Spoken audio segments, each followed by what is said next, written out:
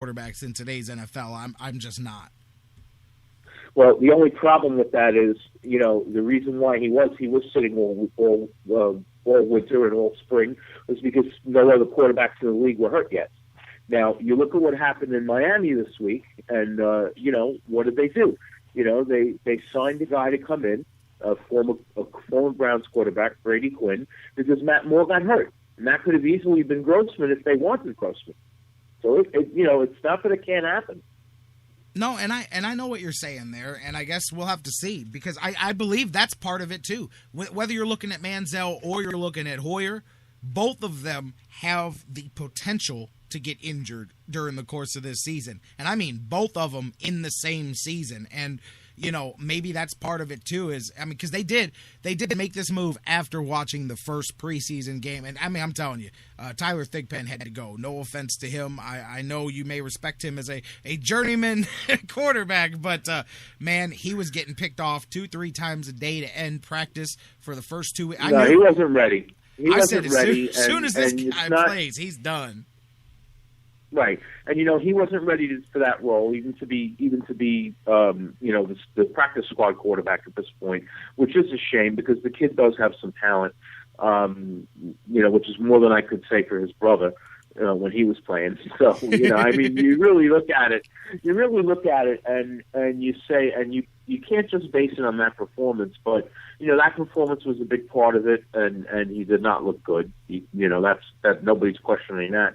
And again, like you said, he had a couple of rough practices, and I would have to think that this is why Farmer is a better GM than at least half the guys in the league, because he knew if I don't make this decision now, I'm not going to be able to make it in October. Right, and here's another thing too. And I'm looking at this whole thing. Okay. During the Detroit game, and I talked about this yesterday, the report had already generated before the game was over that Manziel was the new number one quarterback. He had replaced Brian Hoyer, blah, blah, blah, blah, blah. Asked Pettine about it after the game. He's like, I don't have the slightest clue what you're talking about. In case you didn't notice, we just finished playing the game. This did not come from me. And he was kind of blindsided with it. But here's my thought. If the Browns' plan all along is Johnny Football, let's just say that this is all a ruse to make the kid feel like he earned the job. If the plan all along is to go with him, when the narrative comes down that you're going to, because the national media caught on. They say, hey, you know what? You're going to start Hoyer in the first one and make him feel good. Then they're going to start Manziel on Monday Night Football, and he's going to blow the world away, and the job's going to be his. My thought is, then when that opportunity was presented to the Browns this week, they didn't jump. Not only didn't they jump, but they took a step back with Manziel and put him back in the split and gave Hoyer more of the reps with the ones. And also yesterday, by the way, for those of you that don't do the day-to-day thing, they introduced the no-huddle offense here to the Browns offense, and Brian Hoyer ran it very well. Manziel had a lot of trouble with his first attempts here with the no-huddle, which, hey, man, it's his first shot at it. But for another reason why this thing is where it is, I mean, if you want a reason why, it's there. In 3 drives with the no-huddle, Hoyer threw a couple of touchdowns, let everybody down nice. In 3 drives with the no-huddle, it was 3 and out, 3 and out, 3 and out for Manziel. He just had trouble getting it. Those are things that just take time, whether it's a week, 2 weeks, 3 weeks, whatever. So that's part of his growth process. But again, I go back to, if the Browns, why not? If your plan is Johnny Football, and everybody's cool with him starting in Washington, and this is what everybody wants, why didn't the Browns jump on that opportunity? Why didn't they take what was given? And I'm all about giving him a shot, as Charles says, in the preseason. He's going to get his run with the ones. But I'm just thinking, if I'm manipulating circumstances, if I'm the Browns, and then everything falls right into place for me to do what I want to do, why wouldn't I jump unless that's not necessarily my plan? My plan is to stick with the status quo, get the kid ready. When he's ready, he'll get his shot. This is what I kept Hoyer here for. I truly believe that's the Browns' plan. That is the Browns' plan, unless Manziel forced it to change, and unfortunately, he has not forced them to change. Yeah, I agree with that. They didn't bring this guy in to be a starting quarterback. They brought him in to be another teacher because, let's face it, he was with Shanahan in Washington. He does understand the run and shoot, okay? He does understand mobile quarterbacking offenses, okay? And, Manziel is a mobile quarterback, but Manziel is a different kind of mobile quarterback. He doesn't throw on the run, or he doesn't throw on the run yet, in the NFL. And that's what he needs to learn. And running a no-huddle offense and being a running quarterback who doesn't throw from the run, has to change. So that's why he's here, to help Manziel learn. And that's the most important thing. You got to help the guy learn. And I'll tell you, I wasn't that disappointed with how he looked on against the Lions. He could have done exactly better. Like I thought he would. Like you thought he would in his first game. Exactly. Right. First game. He ran well. I don't like to see a guy run out of the pocket like that, but when he had to, he ran well. And that's one of the reasons why they got him. They got him for his legs. I agree with everything you said. He's got some zip on his arms. He's got to show. One thing Charles and I were talking about yesterday is he's got to show some touch on the passes. That, honestly, I think it's not like Brandon Weeden, who just didn't have it. That, to me, is the pressure of the competition. You don't want to float a pass. You don't want to get intercepted. You're trying to make sure you whiz that ball through those windows. He doesn't have enough experience with the NFL windows yet to learn which passes he can put a little more touch on and which ones he's got to rifle through there to make sure it doesn't get picked. So honestly, I look at that more as something he will gradually fix. So, I mean, that's just learning the windows, again, that you've got and going, man, I've got literally 1 second to get the ball through here, but here I've got 2 or 3, so I could put just a little more on the ball and get it in where I need to get it. And I think that was a part of that. But these are all things to learn and grow with. And again, man, I want to see it. I like the growth that I've seen from John Manziel, but I've got to tell you, unless you have a horse in this game, I will say what I said at the beginning of the show. If you're watching it fairly and accurately, these two have both done their job in the preseason. Manziel so far has improved day to day with setbacks that people don't like to talk about, but with very bad days mixed in between his good days. Point being is that nothing has been done to make me go, that guy should be the starting quarterback this year. He can be very soon. I do believe that. I'm telling you, he's got the skill set to make it happen, but he's not there yet. And people have such a hard time with that. Well, just throw him out there anyway. He'll figure it out. Or we could try to win some games this season and let him figure it out at the same time. He's right there, kids. Just let him get there and stop trying to push this thing along. Yeah, what kills me is, the fans are so hungry. And, nobody appreciates the fans of a team more than I do, having started out as a fan. And don't let most sports reporters fool you folks.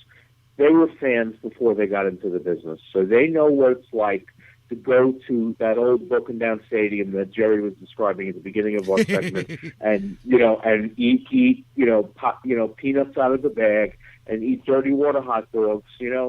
Not all the stadiums are brand new anyway.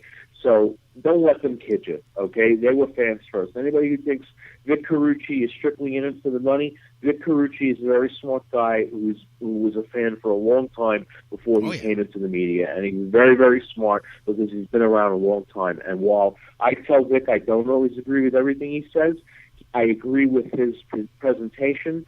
And, people who say, well, he's a homer. Well, he's not. He's a homer because he works for the team's broadcast.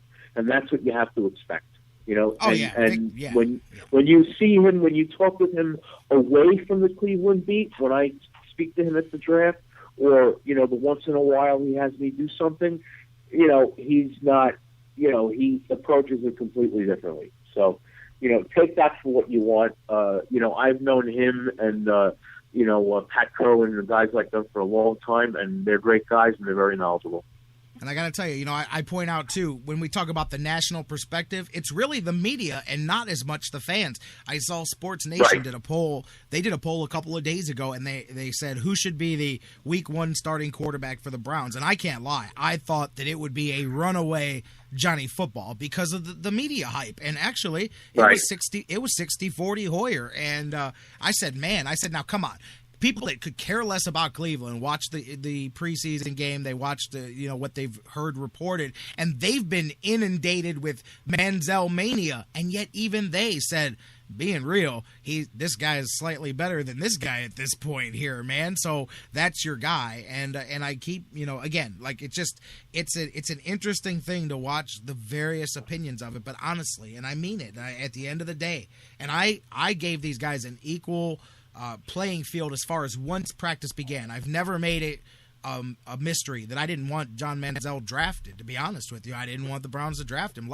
That's just my opinion. But regardless, I mean, this is where it is, and I don't think anything's changed. And I just think that I don't know, man. I'm all about letting Manziel continue to grow and adapt. And here's the other thing, too. I mentioned this yesterday, and you might not know this because you're there, but this week, with all the talk of he's moving up and they're going to put him ahead of Hoyer and all this stuff, he's had arguably his worst week of practice. And by he, I mean Manziel. Right. Again, right. Say you can tell me that that's what happens when you're a young guy. Okay, that's the point that I'm trying to make, is that just a little bit of pressure of, he might start the Monday Night Football game and he has a rough week of practice. I'm just saying that's what happens with a young guy, and that's the point that people don't want to get. They'll watch him run for one play and they go, Johnny, go, and then they don't realize that there's a lot of things that Johnny can't go do yet. It's funny we bring that up because I know two young men who I mentored in this business. One is writing for a Giants website now, and he's from New Jersey, and he was a high school and college quarterback. And the other one was his wide receiver in a summer league, who I also mentored, who is now a chief scout for a semi-pro team in Southern California. And they both said the same thing to me. You can't throw the guy to the wolves right away. It's just not, no matter how desperate the team is, you got a starting quarterback, you got to let the quarterback play. You got to let the starting guy play, and let the young guy, let the draft pick learn. He said, and it's funny because both those guys, the guy who's writing for the Giants is a Jet fan, and the other guy who's now a scout is a Cowboy fan, and they all told me the same thing. If we had Manziel, we wouldn't be rushing him onto the field either, no matter how bad the team was. I'm telling you, the minute that I heard Dick LeBeau say that Johnny Manziel's going to start week one, I said, man, if I'm the Browns, that alone is why he's not starting week one, because clearly Dick LeBeau knows who he wants on the field. He can talk about the threat of Manziel all he wants. He wants to inundate that rookie quarterback with the defense and all of those things that he does. He's licking his chops going, please, Cleveland, please be dumb enough to put the new kid out there. I know he can run, but I'm pretty sure he's going to run into one of my linebackers that he's not going to see coming. So, please, Cleveland, go with the rookie quarterback. I laughed when people said, see, look what the great Dick LeBeau said. I said, man, I would tell the team that I'm playing to put in the rookie too. That'd be the first thing I'd say is, man, forget that Hoyer guy. They need to start Manziel. I'm not saying I'm simply saying that LeBeau knows that Hoyer's not going to look over the defense and be fooled by simple stuff. You know what I mean? Right, and Dick LeBeau, by doing that, took a page out of Jimmy Johnson's playbook. Yeah, exactly. And a page out of Cowher's playbook, who he worked for before Tomlin. He said, knows. I'm going to throw some psychology at this kid and try to freak him out.